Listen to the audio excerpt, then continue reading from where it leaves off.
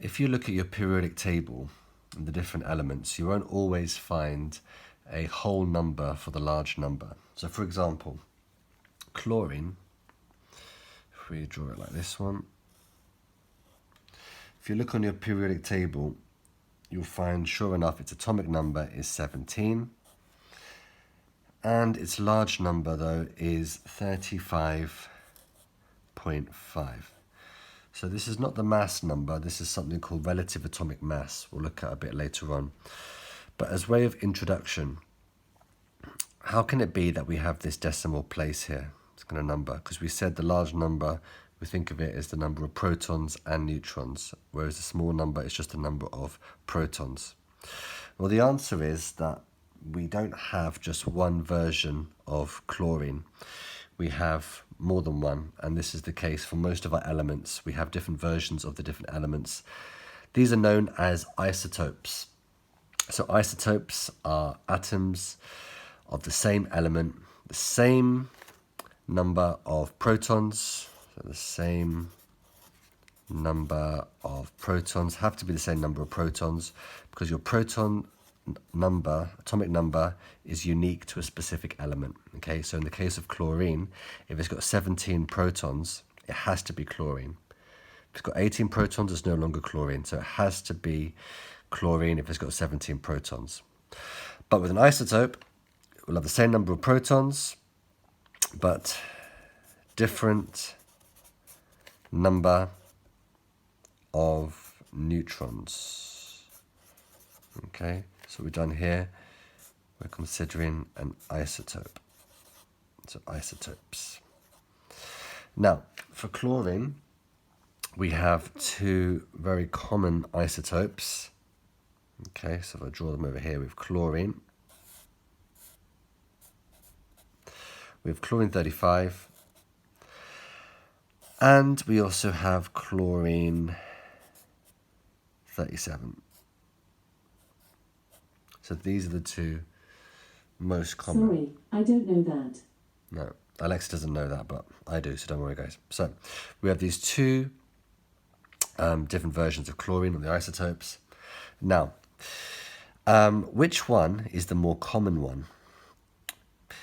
You see, you might think, okay, we've got these two different isotopes of chlorine. Now, in our periodic table, if you notice, we only have a spot and a place for one place for every element. So if you've got more than one isotope of an element, we can't put all the isotopes in the periodic table. It'd become a big mess. It'd be too many symbols there. It'd be just too messy, too large, and harder to use. So we're only going to have one place for an element. It's one spot for chlorine. So who takes the role? Is it the chlorine 35 takes the spot, or is it the chlorine 37? Well, as we know, the real symbol that you'll see, the real value that you'll see on your periodic table, will have a number of 35.5. Now, you might think, well, why would they use that number? Why not an average between these two numbers? Because you've got 35 and 37, maybe it makes sense to do an average, like 36. That'll be halfway between them. So the truth is, we do use an average, but there are more chlorine 35s than chlorine 37s. So you'll not be expected to know like how much of each type of isotope you have, but they may give that to you in the form of a question. So if we look at this one, between these two isotopes here, clearly our average 35.5 is not halfway between 35 and 37, that'd be 36. Our average seems to be somewhere over here. Yeah, it's like 3/4 of the way towards chlorine 35. That tells us that in our world, there are more chlorine 35s than 37s. Okay, so when we're getting an average, it's going to be closer to 35 than 37.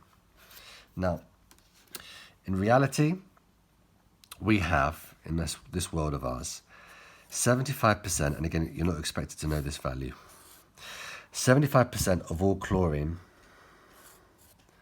is this version, and 25% of chlorine in this world is this version. Okay, so to work out average, like a weighted mean between these values, we can do a calculation. And the calculation will look like this.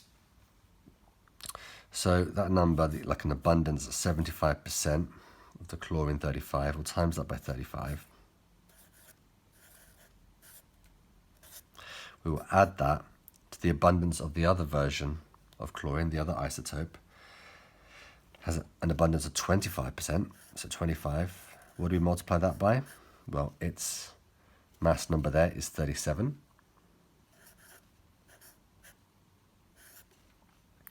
Then we'll divide the whole thing by the total abundance, in this case 75% and 25%. Working with percentages, the whole entire percentage is obviously going to be 100%. If you do that bit by bit into your calculator, you will get the value 35.5, which of course is our relative atomic mass. Now this you can use, it doesn't matter how many isotopes you've got, this formula, okay? So if you had 3 isotopes or 5 isotopes of an element, you can use the same formula. You're just multiplying the abundance, usually as a percentage, multiplied by the mass number for that specific isotope. Then you add it to the abundance multiplied by the mass number of the next isotope, and you just do that continuously. So you can have like 3 brackets on top, 5 brackets on top, depending on how many isotopes you've got. Then you always divide it by the total abundance and you'll get your relative atomic mass. A mass spectrometer will give you a mass spectra such as this one. This is for chlorine. So we have abundance on the y-axis and mass of a charge on the x-axis. So if it was just chlorine that went into your mass spectrometer, then the 2 different versions of chlorine, the 2 isotopes of chlorine, will be identified via a graph like this. Along the bottom, it's mass over charge. So for our purposes, for now, we can consider most of the charges on the particles that come through are +1. So for now, we can essentially just consider this to be 1. So whatever value we have down here is equivalent to the mass. So we've got 2 peaks. We've got a peak and a mass of 35 and a peak and a mass of 37. So essentially 2 different particles of 2 different masses. One is 35 and one is 37. Okay, this is how we identify what types of chlorine that we have. We can also see which one is more abundant. This peak is much bigger than this one. In fact, it's about 75% of the chlorines coming through are the 35 version, and about 25% are the 37 version. Okay, so we know that there's more chlorine 35 compared to chlorine 37.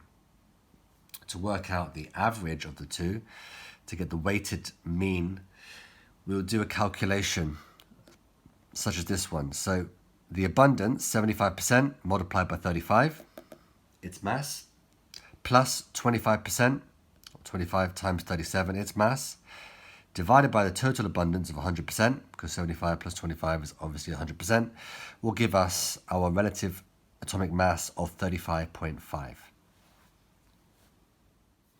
Here's the mass spectra for magnesium. Mass over charge along the bottom, effectively mass, so it's the mass of the 3 different isotopes that we have. So the first one's the largest peak. You can see across the y-axis is 79%. So 79% of the isotopes are 24 mass, 10% have a mass of 25, 11% have a mass of 26. So put that into our equation to work out the relative atomic mass. You multiply the abundance by the mass number for that isotope. So 79 times 24. You add this to the abundance of the next isotope multiplied by its mass. So 10 times 25 plus 11 times 26, which is the percentage of the next isotope, its abundance multiplied by its mass, 26. All of that divided by the total abundance, 100, because there's 100%. That gives us a value of 24.3, which is the relative atomic mass of magnesium.